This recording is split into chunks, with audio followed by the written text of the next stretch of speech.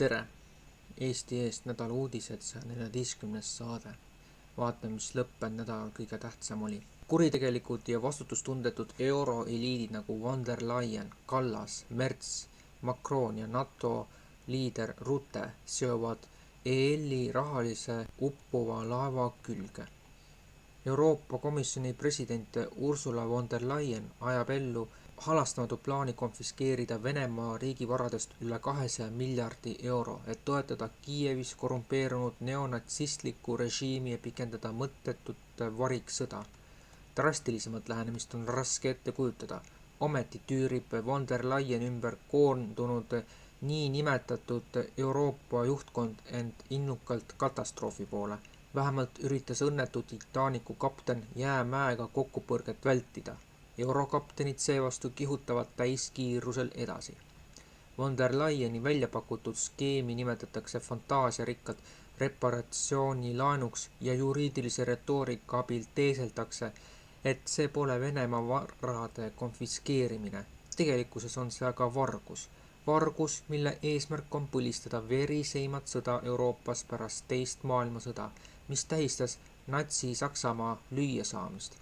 Endine Saksamaa kaitseminister von der Leyen on toetatud teiste obsessiivselt Venemaa vastaste euroeliidi poolt. Euroopa Liidu välisminister ja endine Eesti peaminister Kaja Kallas väidab, et Venemaa raha arestimise ja Kiievi režiimile ülekandmise eesmärk on sundida Moskvat pidama läbirääkimisi peaaegu 4 aastat kestnud konflikti rahumeelseks lõpetamiseks. Selline vildakas loogika on orwellilik reaalsuse moonutamine. Trumpi administratsiooni äsja avaldatud riikliku julgeolekustrateegia on pärast eelmise reede varahommikul avaldamist veebis palju šokki ja arutelusid tekitanud.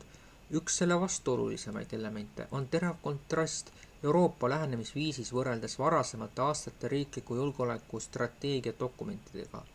Ta hoiatab, et mõned Ameerika vanimad liitlased Euroopas seisavad silmitsi reaalse ja selgema tsivilisatsiooni hävingu väljavaatega, kontrollimatu rände ja demokraatlike põhimõtete õõnestamise tagajärjel.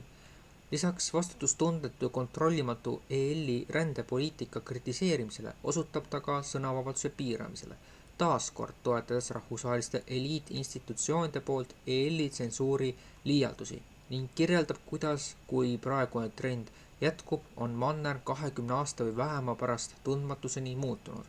Riiklik julgeolekustrateegia vihjab isegi, et Washington distantseerub sõjaliselt NATOst, mis ei tohiks olla üllatav, arvestades Trumpi hiljutisi kommentaare alliansi tagasihoidlike kulutuste kohta, öeldes, pole kaugeltki ilmne, kas teatud Euroopa riigid on majanduslikult ja sõjaliselt piisavalt tugevad, et jääda Ameerika Ühendriikide usaldusväärseteks liitlasteks. Ta osutab ka Euroopa enesekindluse puudumisele, mis kõige ilmekam on Euroopa suhetes Venemaaga. Tõendina toob ta välja asjaolu, et Euroopal peaks tegelikult olema Venemaa ees selge märkimisväärne kõva jõu eelis, kuid nüüd Venemaa sõja tõttu Ukrainas peavad Euroopa juhid Venemaad eksistentsiaalseks ohuks. See, mille eest andmekaitse eestkõnelejad on aastaid hoiatanud, on nüüd reaalsuseks saanud. Kõige tundlikumad andmed, mida Austraalia alaealiste kaitsmise nimel sotsiaalmeedia kasutajatelt küsis, on sattunud valedesse kätesse. Discordi kasutatava kolmanda osapoole teenusepakkuja ulatuslik andmeleke on kahjustanud umbes 68 000 austraallase identiteedi andmeid, sealhulgas ID-kaartide fotosid, vanuse kontrollimiseks tehtud selfisid, nimesid ja kontaktandmeid. See intsident on palju enamat kui lihtsalt tehniline probleem.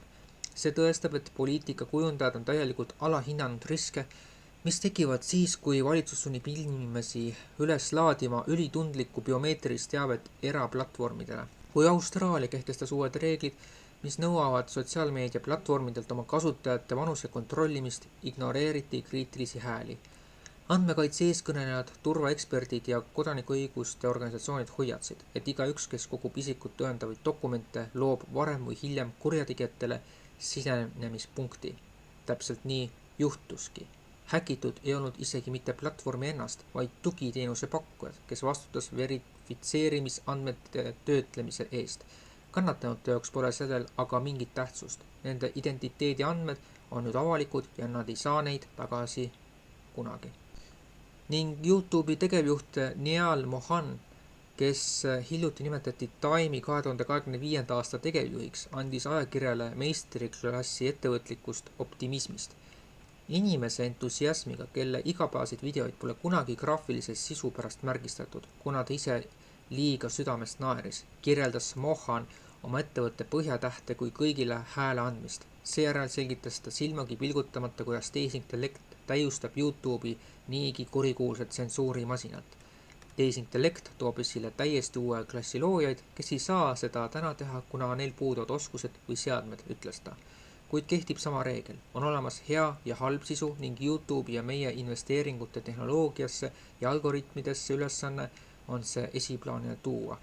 YouTube soovib saidi täita tehisintellekti loodud sisuga, kasutades samal ajal teisi tehisintellekte, et otsustada, mis saab veebis püsida. Platvormi eluring, mida ühib kood, kujundab kood ja puhastab veelgi rohkem koodi.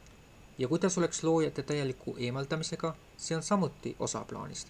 Tehisintellekt parandab meie võimet tuvastada ja jõustada reeglit rikkuvat sisu ning võimaldab meil sellise ulatusega toime tulla, väitis Mohan. Selle võimekus paraneb sõna otseses mõttes iga nädalaga. Täiesti ohtlik arengutee, kui sedasi kokku võtab. YouTube, tehisintellektuaalne vale. Ja saate lõppu siis nii palju veel, et esmaspäevalt kinnitati Peeter Raudsepp Isamaa poolt ja üldse Tallinna volikogu poolt linnapeaks ja neljapäeval mõisteti Aivo Peterson ja 2 tema inimest süüdi. Aivo Peterson sai 14 aastat vanglat. Kas see pöördumine läheb kohtusse, seda meie ei tea ja see võib selguda alles uuel aastal. Aga nagu näha, siis demokraatia on oma otsuse jutumärkides teinud.